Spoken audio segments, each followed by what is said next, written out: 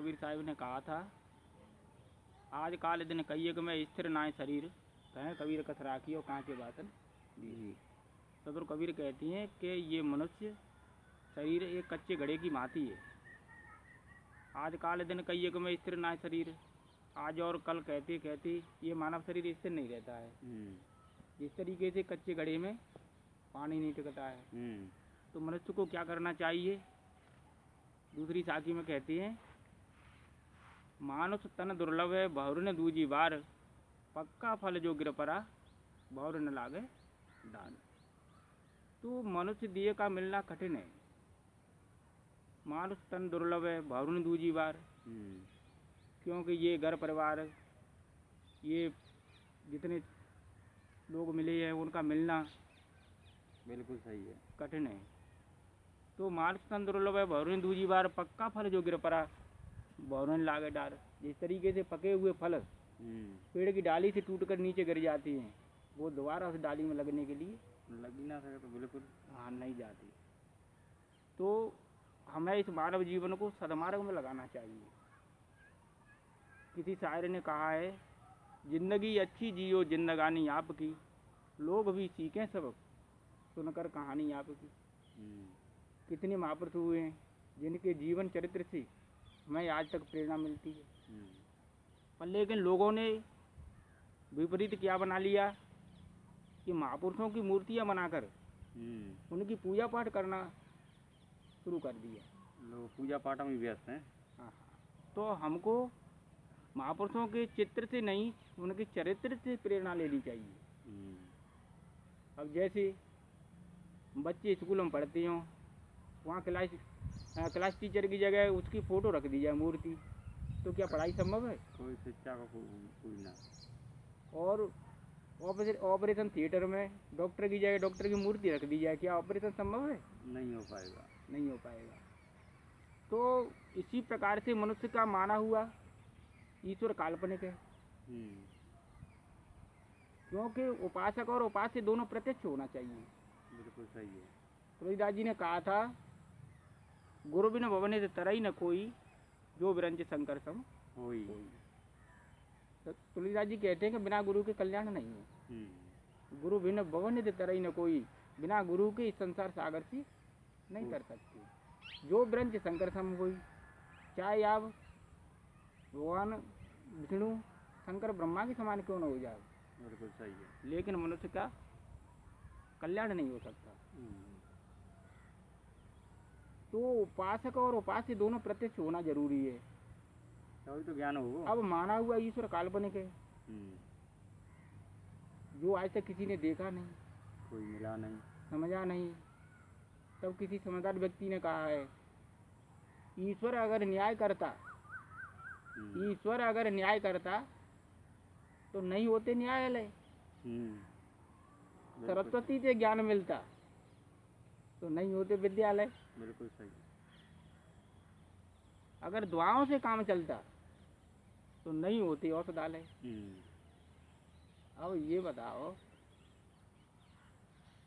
कि सरस्वती से ज्ञान मिल जाता तो विद्यालय की क्या जरूरत पड़ती। बिल्कुल सही है। अगर दुआओं से काम चलता, रोग बीमारी ठीक होती तो दवाई की क्या जरूरत पड़ती भैया लाला है।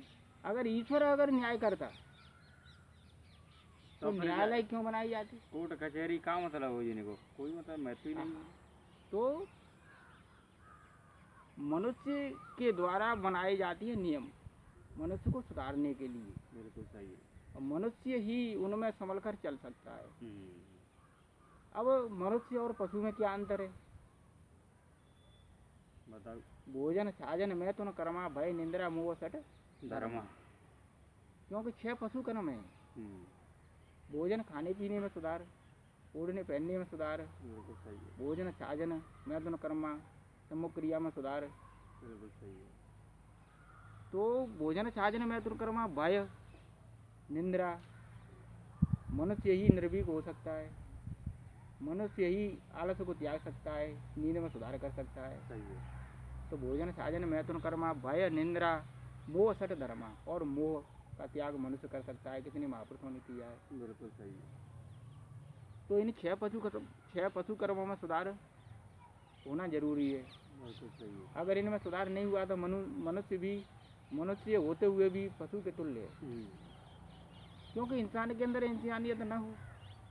काय को इंसान है। तो राष्ट्र कवि मैथिली शरण गुप्त जी ने भी कहा है, धर्म पालन से विमुख जिसको विषय ही भोग्य है। धर्म पालन से विमुख जिनको विषय ही भोग्य है, संसार में मरना उन्हीं का सोचने के योग्य है। मन इंद्रियों को जीत कर धर्माचरण में लीन है।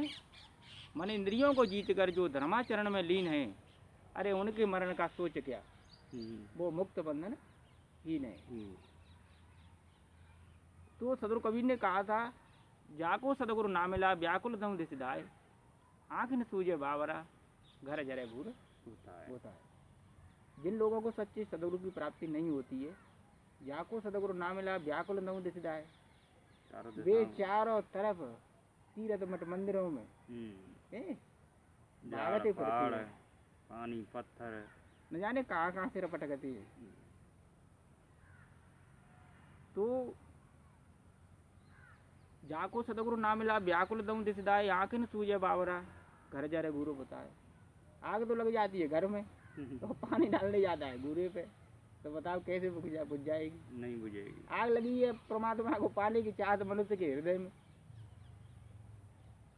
और बाहर तीर्थ धामों में भटकता है, मठ मंदिरों में भटकता है, जहाँ परमात्मा है नहीं, कहाँ से मिलेगा? सदगुरु कबीर ने कहा था कि पानी में मीन प्यासी मोह सुन आवत आती। सदगुरु कबीर कहती है कि भैया पानी में रह कर भी मछली प्यासी है, ऐसे लोगों पर मुझे सुनकर के हंसी आती है। तब कहा है, बच्चे कहाँ अवशेष हैं दया धर्म ईमान, बच्चे कहाँ अवशेष हैं दया धर्म ईमान, पत्थर के भगवान हैं पत्थर दिल इंसान। कितनी गजब की बात कही है। पंडित दुखी है भगवान नहीं मिलता, मुल्ला दुखी है रहमान नहीं मिलता, मैं हूँ दुखी इंसान की बस्ती में ढूंढे से इंसान नहीं मिलता। तब कहा है, सतावे जो गरीबों को उसे शैतान कहती है, और गरीबों की करे रक्षा उसे भगवान कहती है। बिल्कुल सही है। तो प्यार जो करता नहीं इंसान को, प्यार जो करता नहीं ईमान को, पूज कर भी पत्थरों को रात दिन, कभी पा नहीं सकता भगवान को।